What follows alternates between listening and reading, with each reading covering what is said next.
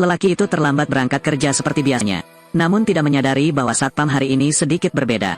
Dan ia tidak melihat noda darah di pintu lift juga. Ia hanya memikirkan masuk tepat waktu secepat mungkin. Sesampainya di ruangan kantor, dua mayat tergeletak di tanah. Ia juga tidak memperhatikannya, lalu segera kembali ke tempat duduknya. Namun begitu ia duduk, ia langsung dipanggil ke dalam kantor oleh direktur. Sering terlambat dan sudah terbiasa dengan hal ini. Tapi hari ini sutradara tidak memarahinya. Dia hanya terus mengasah pensil di tangannya. Matanya terlihat sangat galak. Tiba-tiba Desmond merasa tidak mengerti apa-apa. Dia tanpa sengaja menunduk ke arah lantai. Dan tiba-tiba melihat seorang rekannya. Sekujur tubuhnya ditancapkan dengan pensil tergeletak di lantai. Membuat Desmond ketakutan. Sebelum sempat bereaksi, dia diusir paksa oleh sutradara. Jelas sutradara ini punya masalah. Tapi bukan hanya dia saja yang bermasalah. Desmond berbalik dan melihat. Semua rekannya sangat aneh. Dia sangat ketakutan sehingga dia segera melarikan diri. Tetapi rekan-rekannya mengejarnya dengan panik. Desmond dengan cepat bersembunyi di balik tembok.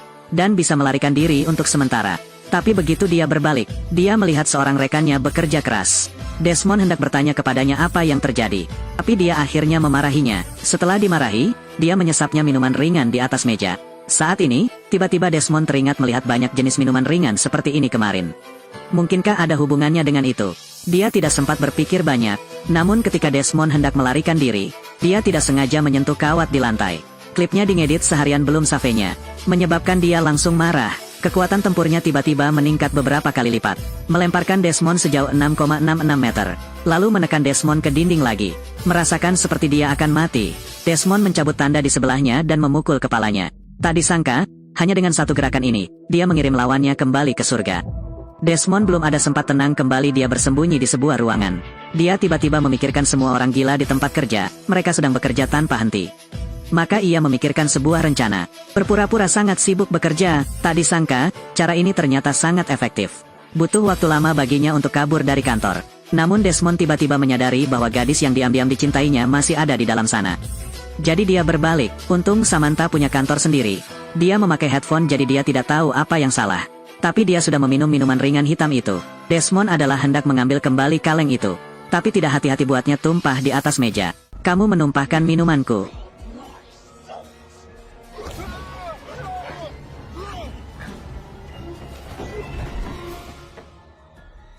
Wah, apa yang baru saja terjadi? Rasanya enak. Jelas Samantha belum minum banyak, jadi dia belum bermutasi sepenuhnya. Tapi Desmond terus mencari cara yang berisiko. Tetapi akhirnya dipukul lagi. Melihat bahwa dia akan kehilangan kendali, Desmond harus melawan dan memukulinya hingga pingsan. Untuk mencegah Samantha terus bermutasi, dia mengikatnya, dan setelah bangun Samantha tidak tahu apa yang terjadi. Desmond berencana untuk pergi dan menjelaskannya nanti. Tetapi begitu dia sampai di tangga, dia tiba-tiba melihat sekelompok zombie berlari. Desmond dengan cepat mundur, lalu bersembunyi di sebuah ruangan. Tanpa diduga, begitu dia menutup pintu, tiba-tiba dia mendengar suara berisik di belakangnya. Tiba-tiba seorang laki-laki memeluk Desmond. Ternyata rekannya Morat, namun dia tidak meminum minuman ringan tersebut. Setelah memastikan mereka berdua aman, mereka berdua bersiap untuk bertarung. Setelah semua zombie meninggalkan kantor, mereka pergi ke tangga lagi. Tetapi pemandangan di depan mereka membuat mereka takut setengah mati. Sepertinya mereka harus pergi ke arah lain. Tetapi liftnya juga rusak. Ventilasi adalah pilihan yang tepat. Tetapi keduanya tidak bisa dorong Samantha masuk. Mereka harus melarikan diri melalui jendela. Desmond segera mengambil printer dan memecahkan kaca. Tidak hanya jendela kaca tidak rusak, tetapi juga menyentuh sistem keamanan. Keseluruhan bangunan itu tiba-tiba ditutup dengan pelat besi.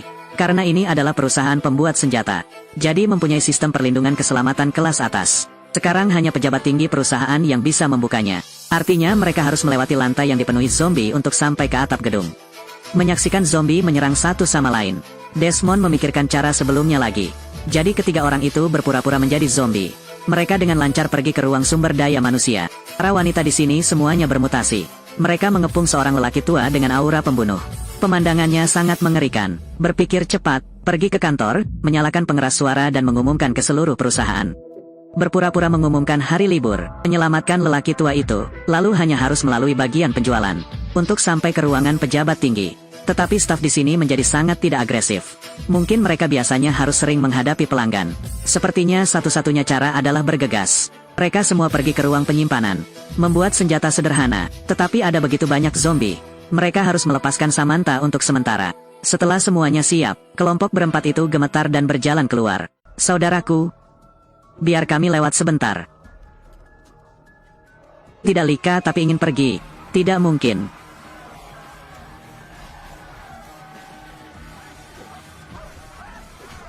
Harus dikatakan begitu kekuatan bertarung mereka sangat kuat. Di depan kelompok zombie cerdas ini mereka tidak bergeming. Terutama Samantha, dengan minuman ringan untuk membantunya. Dia dengan mudah mengalahkan beberapa orang besar. Pada saat ini, seorang penyintas yang beruntung bergegas ke Desmond. Bertanya padanya apakah dia meminum minuman energi itu. Tapi Morat menebas kepalanya dengan kapak karena dia mengira itu adalah mayat hidup. Ini juga pertama kalinya dia mengambil tindakan. Tapi Desmond tidak memberitahunya, karena bagaimanapun juga dia mencoba menyelamatkan Desmond. Melihat lantai penuh dengan zombie, semua orang sangat terkejut. Sejak kapan mereka menjadi sangat begitu kuat? Mereka tidak punya waktu untuk berpikir lagi.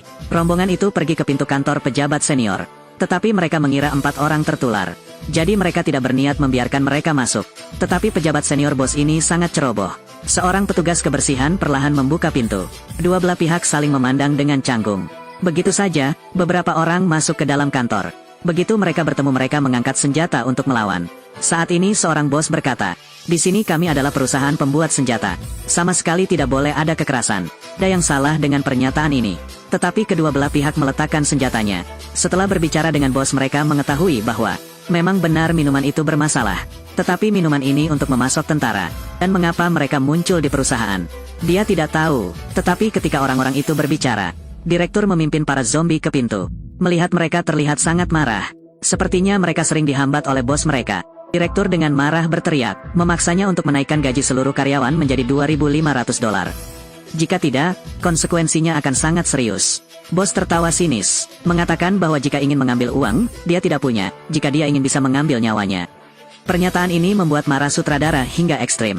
Jadi dia segera membiarkan karyawan menggunakan tindakan tegas. Bos di dalam panik, Desmond dengan cepat menggunakan meja untuk memblokir pintu. Saat ini lelaki tua itu keluar, masih memegang sekaleng minuman ringan di tangannya. Mendengarkan kata direktur, dia adalah sekelompok orang pekerja juga ingin berpartisipasi. Tanpa diduga, begitu dia keluar dari pintu, dia segera dikirim kembali ke surga oleh direktur. Dia jelas belum bermutasi, melihat kerumunan di sekitar untuk bergegas masuk. Desmond dan Morat segera bersembunyi di dalam kantor. Bos menggunakan pistol untuk menjatuhkan satu orang. Tetapi jumlahnya terlalu banyak, dia harus mundur. Dua pemegang saham langsung dimakan. Zombie menerobos pintu dan bergegas masuk.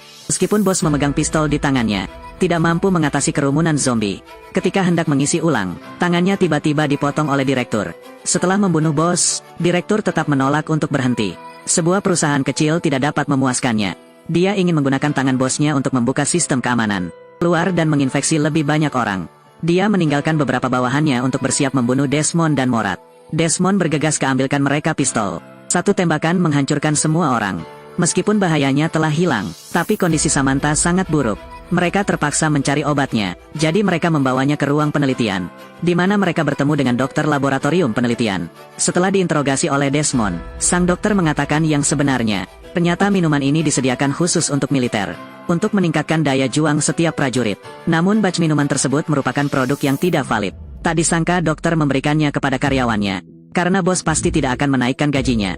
Jadi dia ingin menggunakan cara ini untuk membalas dendam. Untungnya ada obat, yaitu di gudang bawah, tapi di dalamnya penuh dengan zombie. Untuk menyelamatkan Samantha, Desmond membawa Morat ke ruang pamer, mengeluarkan senjata dari lemari. Dua orang bersenjata lengkap dan pergi ke gudang. Melihat sutradara mencuci otak para zombie, dan sutradara juga menemukan mereka melalui kamera. Sekelompok zombie menyerbu masuk, keduanya dengan cepat lari.